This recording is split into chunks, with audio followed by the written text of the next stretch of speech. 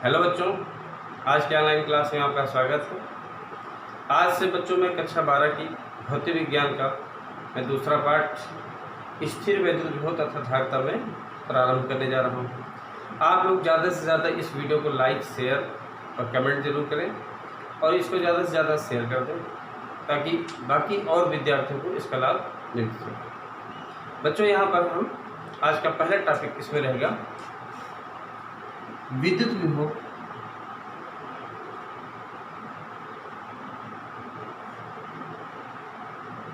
तथा विभवांतर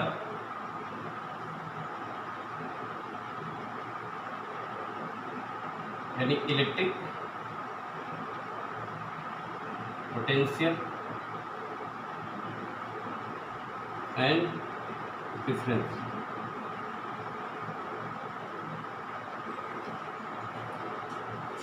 बच्चों, वैद्युत विभव के बारे में जानने से पहले आप थोड़ा यहाँ पे जान जाइए विद्युत क्षेत्र के बारे में। हम पिछले चैप्टर में हम पढ़ चुके, पहले अध्याय में मैंने आपको विद्युत क्षेत्र के बारे में पढ़ाया। बच्चों ध्यान देंगे, विद्युत क्षेत्र के बारे में अगर अध्ययन करना होता था तो हमें आवश्यकता पड़ती थी विद्युत क्षेत्र की तीव्रता की, और विद्युत क्षेत्र की तीव्रता जो कि एक सदिश राशि थी, एकांक आवेश पर लगने वाले बल से हम क्या करते थे, विद्युत क्षेत्र की तीव्रता को जानते थे। इससे हमें विद्युत क्षेत्र की प्रकृति के बारे में हमको पता चल जाता था। अब हम यहाँ पर फिर हम विद्युत क्षेत्र के बारे में ही पढ़ना होता है, लेकिन विद्युत क्षेत्र का अध्ययन करने के लिए यहाँ पर एक अदिश राशि लेते हैं जिसको हम कहते हैं वैद्युत विभव। यानी वैद्युत क्षेत्र की तीव्रता सदिश राशि जो कि एकांक आवेश पर लगने वाला बल होती है। यहाँ पर विद्युत विभव एक अदिश राशि जो कि एक कार्य होता है। तो यहाँ पर हम आपको अदिश राशि यानी विद्युत विभव की सहायता से हम आपको विद्युत क्षेत्र के बारे में या उसके प्रकृति के बारे में आपको हम समझाएंगे। बच्चों थोड़ा यहाँ पे सपोज करें, मान लीजिए कोई बिंदु O है जिस पर प्लस Q आवेश स्थित है और इसके आसपास इसका अपना एक विद्युत क्षेत्र है जिसकी तीव्रता जितना दूर जाएगा घटता जाएगा। जब अनंत पर पहुंच जाएगा तो वहां पर तीव्रता शून्य भी मान सकते हैं।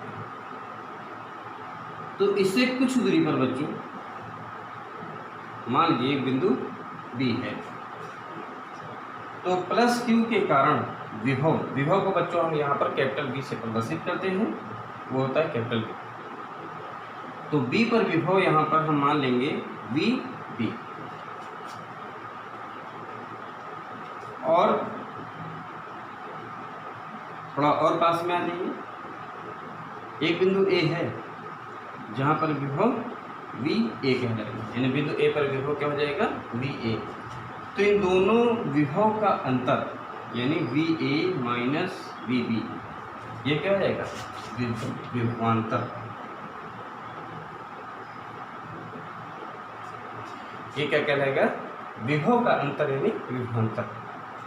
तो विभवांतर क्या कहते हैं बच्चों, तो उसको जानने से पहले आप समझिए, मान लीजिए यहाँ पर कोई धन परीक्षण आवेश Q0 है, तो ये प्लस Q ये भी धनात्मक, ये भी धनात्मक है, तो इस पर एक बल लगाएगा जिसकी प्रवृत्ति क्या होगी, इसको दूर भेजने की होगी, क्योंकि धन आवेशों के मध्य कूलॉम नियम से वैद्युत बल की प्रकृति होती है प्रतिकर्षण की। अब अगर हमको इस Q0 को B से A तक लाना हो तो हमको इस बल के विरुद्ध कार्य करना होगा। तो वो कार्य मान लीजिए W है, तो Q0 को लाने में किया गया कार्य W है।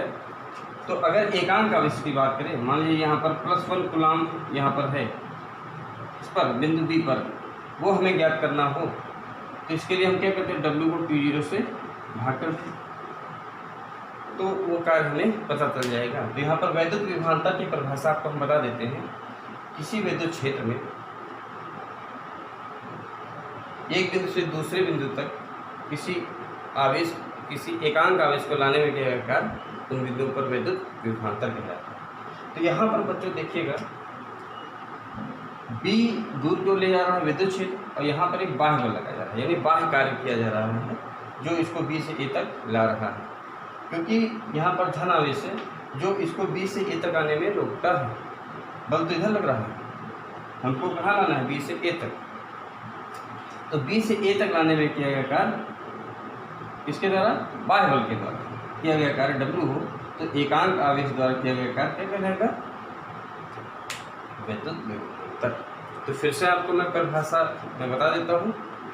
विद्युत विभवांतर क्या होता है कि किसी विद्युत क्षेत्र में बाह्य बल द्वारा यानी एक बिंदु से दूसरे बिंदु तक ले जाने में किया गया कार्य बाह्य कार्य, उन बिंदुओं के मध्य विद्युत विभवांतर कहलाता है। एक बार मैं फिर से बता देता हूँ कि एक बिंदु से दूसरे बिंदु तक एकांक धन परीक्षण आवेश को लाने में किया गया कार्य क्या कहलाएगा? उन दोनों बिंदुओं के मध्य विद्युत विभवांतर। अब बच्चों यहाँ पर हम बात करते हैं विद्युत विभव। इसकी बात करेंगे विद्युत विभव। तो विभव की परिभाषा हमें जाननी है, तो इसके लिए हम क्या करते हैं? मान लीजिए बी हो जाता है अनंत, यानी जो बिंदु बी है वो अनंत पर हो जाएगा। तो अनंत पर विभव क्या हो जाएगा? 0 मान लेते हैं। तो V A minus 0 W upon P0। तो वी ए को वी से ए से ही लिख दीजिए, वी से ही लिख दीजिए, तो W अपन P0। ये हो जाता है विद्युत विभव। यानी जब किन्हीं दो बिंदु की बात कहेगा तब विद्युत विभवांतर। अगर अनंत से किसी बिंदु तक लाने में किया गया कार्य कहलाएगा उस बिंदु पर विद्युत विभव। तो फिर से देखना बच्चों, विभवांतर किन्हीं दो बिंदुओं के लिए होता है, किन्हीं दो बिंदुओं के मध्य होता है। और जब उस विद्युत क्षेत्र में अगर देखिएगा ये प्लस क्यू आवेश है, इसके चारों आसपास का क्षेत्र है, तो इसको हम अनंत से जब लाएंगे, किसको? Q0 को, या एकांक आवेश को अनंत से लाएंगे, तब उसको हम क्या कहेंगे? विद्युत विभव। तो यहाँ पर बच्चों में विद्युत विभव की परिभाषा में लिखे दे रहा हूँ, इसको आप थोड़ा ध्यान देकर के समझेंगे।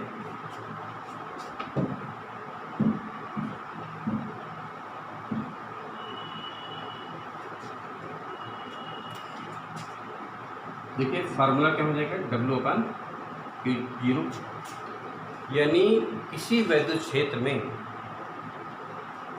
धन परीक्षण आवेश को लाने में किया गया कार्य W होगा, अनंत से लाने में किया गया कार्य, तो एकांक आवेश को लाने में किया गया कार्य क्या हो जाएगा? W अपन Q0। तो यही होता है विद्युत विभव। तो यहाँ पर हम परिभाषा लिख देते हैं बच्चों, एकांक धन आवेश को विद्युत क्षेत्र में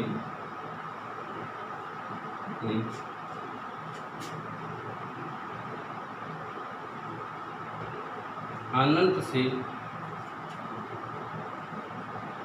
किसी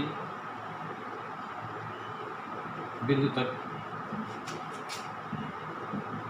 लाने में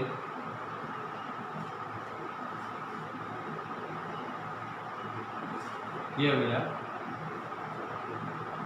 कार्य विद्युत विभव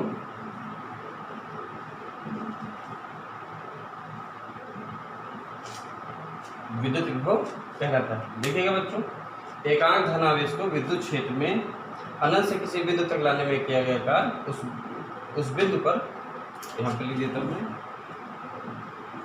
उस बिंदु पर विद्युत विभव कहलाता है। तो यहाँ पर बच्चों विद्युत विभव की परिभाषा और फार्मूला आप नोट कर लेंगे। अब यहाँ पर बच्चों हम पहले क्लियर कर देते हैं इसका मात्रा क्या होगा, विमीय सूत्र क्या होगा, उसके बाद में इसका आपको महत्व बताता हूँ। इसको नोट कर लेंगे।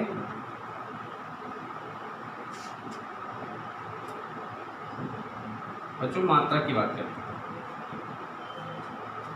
तो V का मात्रक, देखो W कार्य है तो कार्य का मात्रक होता है जूल, Q0 कूलाम है तो आवेश का मात्रक होता है कूलाम, इसका मात्रक क्या हो जाएगा? जूल प्रति कूलाम। और इसी को हम एक और नाम दे देते हैं जिसको हम कहते हैं वोल्ट, यानी जूल प्रति कूलाम कहिए चाहे वोल्ट कहिए, इससे कोई प्रभाव नहीं पड़ता।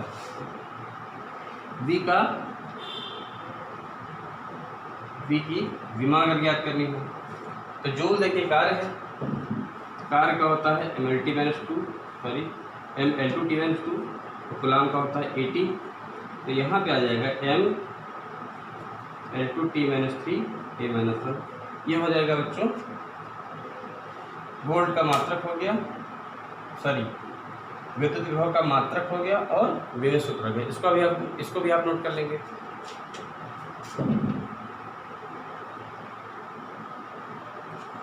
यहाँ पर बच्चों 1 वोल्ट की परिभाषा क्या होती है वो आपको समझा देते हैं। देखो W अगर 1 जूल हो जाए और Q0 हो जाए 1 कूलाम, तो V=1/1 यानी 1 जूल प्रति कूलाम, या इसी को 1 वोल्ट भी कह सकते हैं। तो इस आधार पर विद्युत विभव की 1 वोल्ट की परिभाषा क्या कहती है कि किसी विद्युत क्षेत्र में 1 कूलाम आवेश को लाने में किया गया कार्य 1 जूल हो तो उस बिंदु पर विद्युत विभव 1 वोल्ट कहता है। फिर से ध्यान दीजिएगा। या फिर विभवांतर के आधार पर भी कह सकते हैं कि किसी विद्युत क्षेत्र में 1 कूलाम आवेश को एक बिंदु से दूसरे बिंदु तक ले जाने में किया गया कार्य क्या कहलाएगा, 1 वोल्ट कहलाएगा। बच्चों यहाँ पर ध्यान दीजिएगा, जैसे धन आवेश विद्युत क्षेत्र में अगर धन आवेश को लाना रहता है तो हमको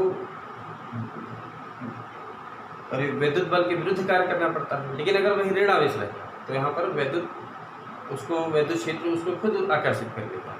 तो यहाँ पर थोड़ा मैं भौतिक महत्व जिसके बारे में मैं बता रहा था विद्युत विभव के बारे में, इसका भौतिक महत्व मैं समझा देता हूँ। देखो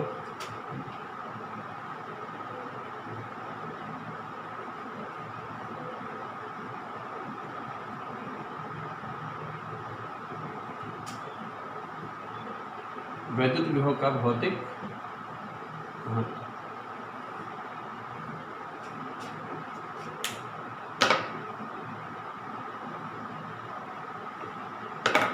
बच्चों आप जानते हैं कि जल सदैव ऊपरी तल से निचले तल की ओर प्रवाहित होता है। अगर किसी क्षण को गर्म किया जाए तो उष्मा उच्च ताप वाले सिरे से निम्न ताप वाले सिरे की ओर प्रवाहित होती है। यानी तापांतर क्या बताता है, उष्मा प्रवाह का तल। ऐसे ऊंचाई का अंतर क्या बताता है, जल के प्रवाह का अंतर। जैसे ऊंचाई जो ज़्यादा ऊंचाई पर रहेगा वहाँ से जल नीचे गहराई की ओर प्रवाहित होगा। तो यही महत्व बच्चों वैद्युत विभव का है। वैद्युत विभव निर्धारित करता है कि आवेश किधर प्रवाहित होगा, आवेश का तल बताता है। यानी अगर जैसे धन आवेश है तो धन आवेश जाएगा हमेशा उच्च विभव से निम्न विभव की ओर। अगर ऋण आवेश आ जाएगा तो वो प्रवाहित हो जाएगा निम्न विभव से उच्च विभव की ओर। तो यहाँ पर जब उच्च विभव से निम्न विभव की ओर प्रवाहित होगा तब यहाँ पर कार्य करना पड़ता है, तब विद्युत विभव का मान धनात्मक होता है। और जब निम्न विभव से उच्च विभव की ओर जाएंगे, ऋण आवेश रहेगा, तब कार्य क्या हो जाएगा, ऋणात्मक। क्यों? क्योंकि जो ऋण आवेश होता है वो निम्न विभव से उच्च विभव की ओर स्वतः जाएगा, वहाँ पर विद्युत क्षेत्र द्वारा कार्य होगा। तब जब कार्य होता है तो वहाँ पर कार्य क्या हो जाएगा, ऋणात्मक। तो बच्चों आज के लिए इतना ही।